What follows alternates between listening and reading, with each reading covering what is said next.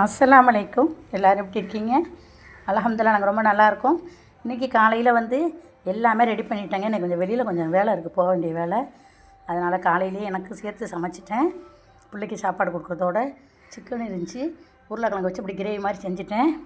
அதுக்கப்புறம் சூப்பரான இட்லிங்க. மிக்சியில் தாங்க மாவு அரைப்பேன் எல்லாத்துக்கும். சரி, ஏன்னா கிரைண்டர் வேஸ்ட்டு அவ்வளோ தேவையில்லைன்னு சொல்லிவிட்டு சின்னையாக தோசையாக இருந்தாலும் சரி, ராகி தோசை எதாக இருந்தாலும் பார்த்தீங்களா, இட்லி எப்படி நல்லா பஞ்சாக இருக்கும் சாஃப்டாக. மிக்சியில் தான் அரைச்ச இட்லி சுட்டு வச்சுருக்கேன். சிக்கன் கிரேவி மாதிரி வச்சுருக்கேன் தொட்டுக்கிறதுக்கு.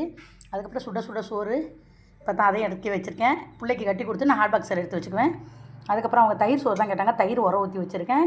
அதுக்கப்புறம் கத்திரிக்காய் பருப்பு வச்சு பருப்பு குழம்பு ஆக்கியிருக்கேன். அதுக்கப்புறம் முட்டை பொரியல் பண்ணி வச்சுருக்கேன். இது ஒரு முட்டை எனக்கு சாப்பிட்றதுக்கு, ஒரு அவிச்ச முட்டை தினமும் எனக்கு சாப்பிட சொல்லியிருக்காங்க. நான் தான் ஏற்கனவே சொல்லியிருக்கேன், நான் எல்லோரும் எடுத்துங்கண்டு.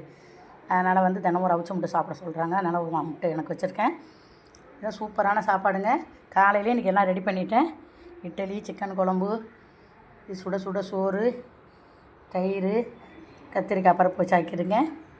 அதுக்கப்புறம் அமுக்கு முட்டை பொரிச்சு வச்சுருக்கேன். அல்ஹம்துலில்லாஹ் எல்லாமே ரெடி பண்ணியாச்சுங்க. இவ்வளோதான் செஞ்சுருக்கேன். இந்த வீடியோ பிடிச்சிருந்தா லைக் பண்ணி ஷேர் பண்ணி சப்ஸ்கிரைப் பண்ணுங்கள். அஸ்ஸலாமு அலைக்கும்.